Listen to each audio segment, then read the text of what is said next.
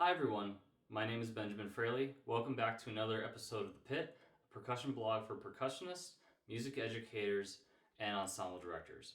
Today we're going to be talking about changing drum heads. This is something that sometimes gets overlooked a little bit because sometimes if the instrument still makes a sound and isn't obviously broken, then sometimes a head doesn't get changed. But it's important to change heads often and when they need to be. And the whole point is to make sure that we're maintaining the instrument so that it always sounds good and not waiting until it breaks or is beyond repair. So before we get started, we want to make sure that we have the things that we need. We need a pencil, we need a drum key, or even if you want to, you can get the Pearl Tech tool, which is great because it has Allen wrenches and a drum key on it, including screwdrivers and such, a rag, and a new drum head. Okay? Now, if you're working with a drum that is particularly old, needs a lot of repair right away, you may want to have some WD-40. When a drum gets really old and some of the lubrication has gone dry, then it's really hard to get some of the parts off. So you might just want to have some WD-40 on hand just in case that's true. Before we get started, changing the head, let's just go quickly over the different parts of the snare drum really quickly. So I have a Pearl custom alloy Sensitone steel snare drum made by Pearl, and on top we have the batter head, we have the counter hoop or the rim, we have our tension rods, and every tension rod has a metal washer with it. We have our lugs, we have a shell, we have the snare strainer, we have the tension knob on top of the snare strainer, we have the butt plate at the end, and then when we flip it over, we have another set of a counter hoop, we have the resonant head, and we have the snares on the bottom. So there's a couple reasons why we might want to change a snare drum head. One reason is because we just want to take a head off and try a different head. There are lots of different drum heads out there for snare drums, bass drums, toms, timpani, all kinds of different things, and they all can give the drum different sounds and characters. So you might just want a different sound. One reason may be that it is old and it's just kind of worn out. Another reason could be that it's just very much damaged. There are divots, or there are cuts in the batter head or even the resonant head, or sometimes if you've had a drum head for a long time, if you have a coated head, then the coating on top will have chipped and you can actually see into the drum. So those are reasons why we want to change the drum head.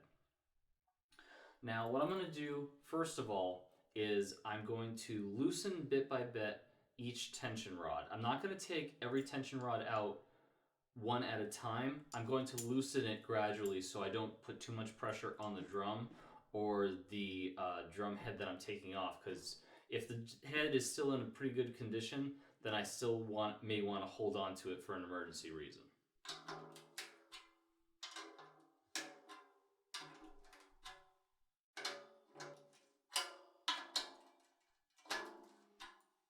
Okay, so now that I've loosened all of the tension rods on my drum, I'm going to lift off the batter head's counter hoop with the tension rods still in it.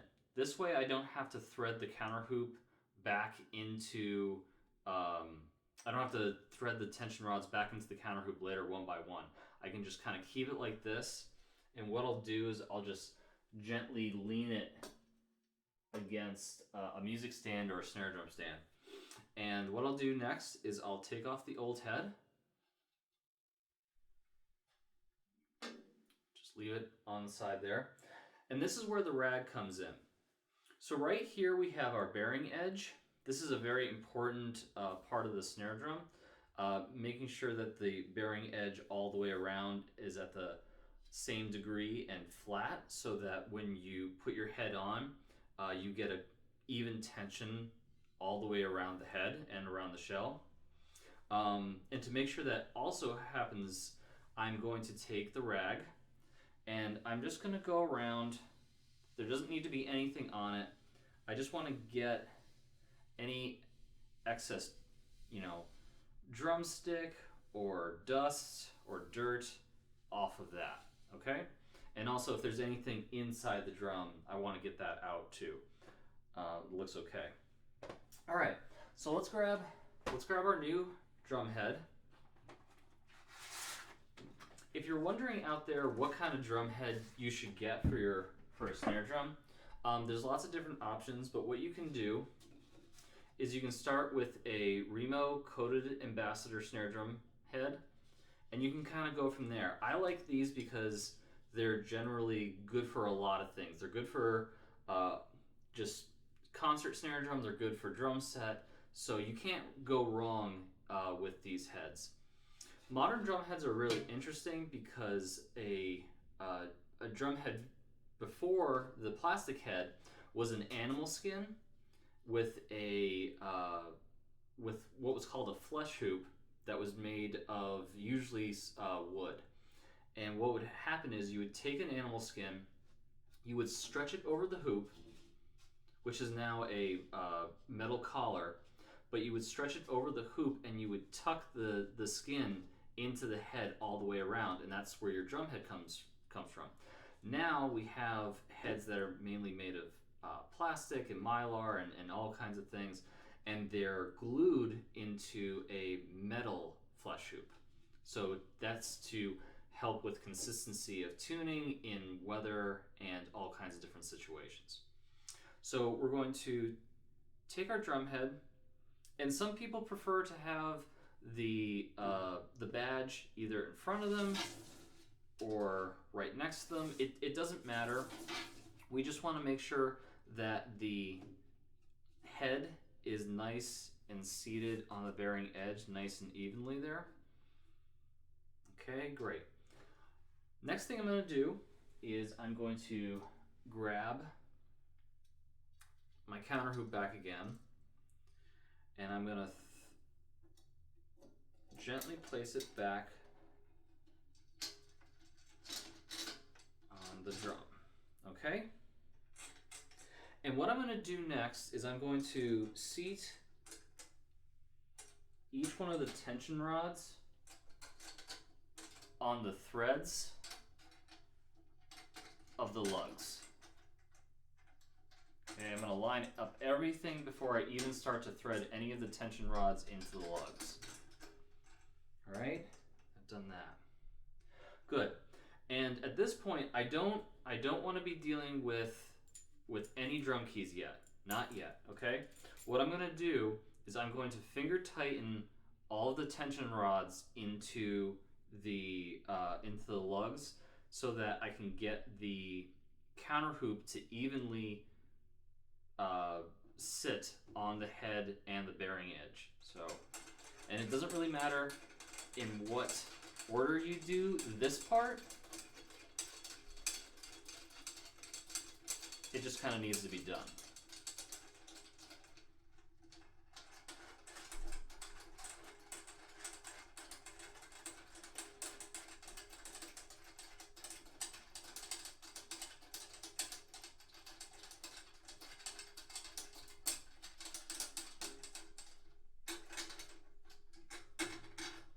This one.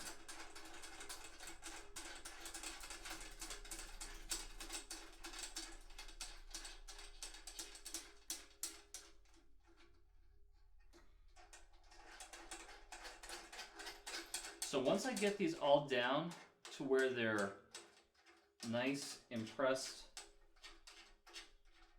against the head and the counter hoop,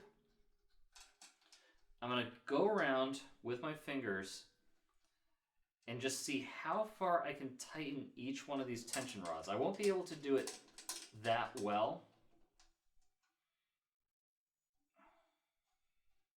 but I'm going to try my best.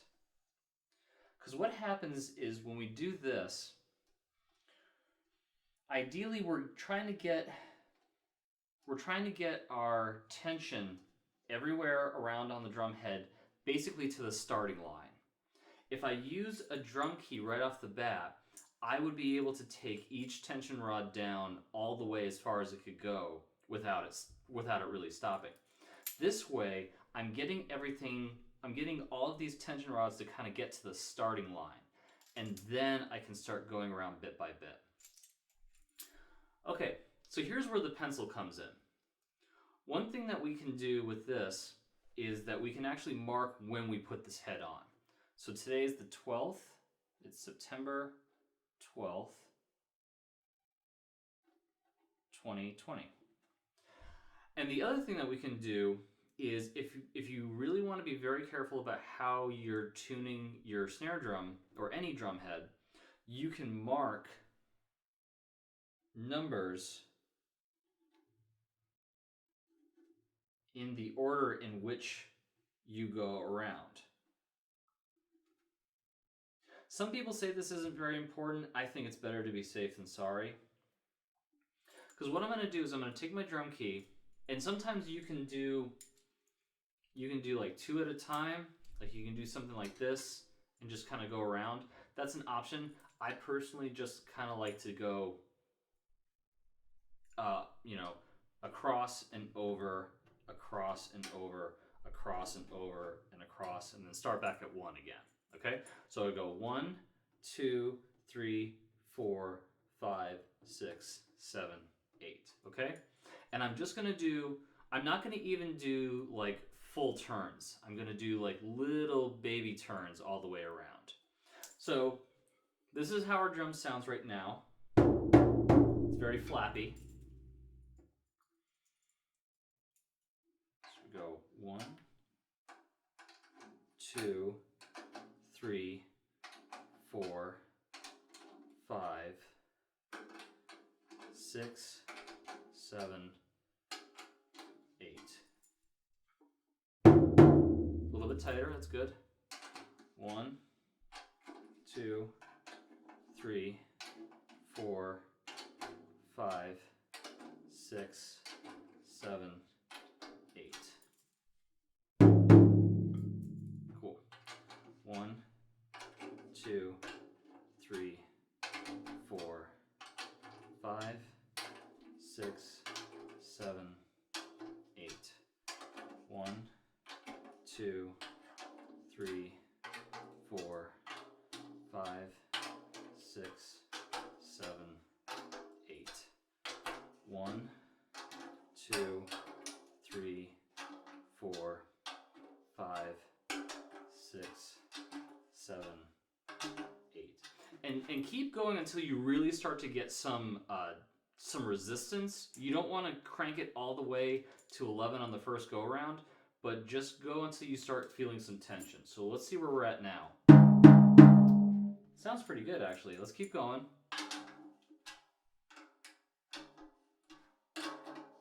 You'll notice that my snares aren't on. I don't want the snares on for this part. I just want to hear what the head sounds like with just the drum.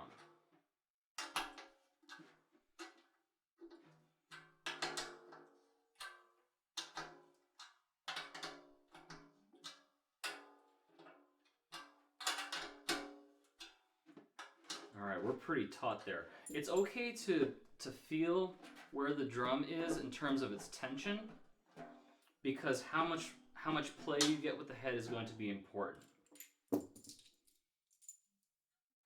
Maybe one more go, and then we'll see what it sounds like. I don't want to crank it so I break it. That's not the point. I just want to get it so the head starts to get used to the drum. Okay?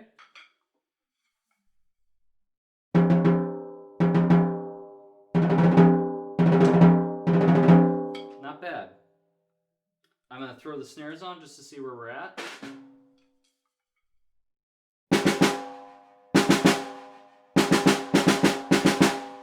Pretty good. I have a small little muffler. I'm going to see what that makes the drum sound like.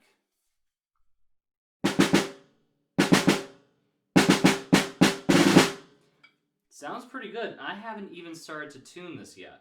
It sounds pretty good right out of the box. Okay.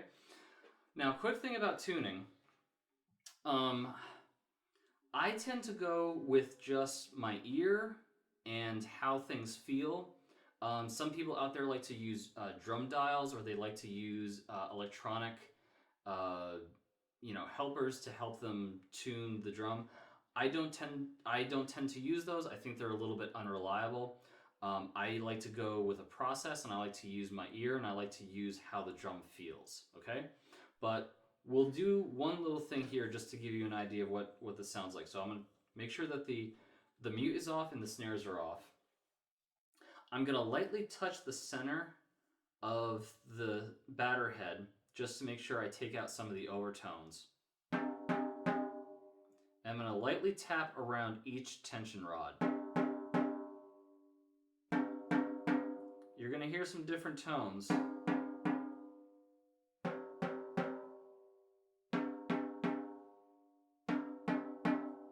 That I can always adjust later.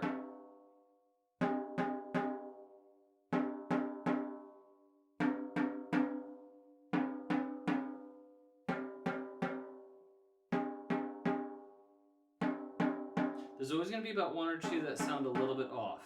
But this is a good way to listen to each tension rod and make a decision about which ones that you may want to change, or maybe even just adjust them as you will.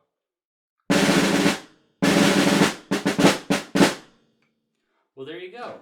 It's a great sounding drum with a brand new drum head. And I hope this was very helpful for you. Please check back to the Pit Percussion Blog to hear more information for percussionists, music educators, and ensemble directors. If you need to get a hold of me, you can do so through my website at benjaminfraleypercussion.com.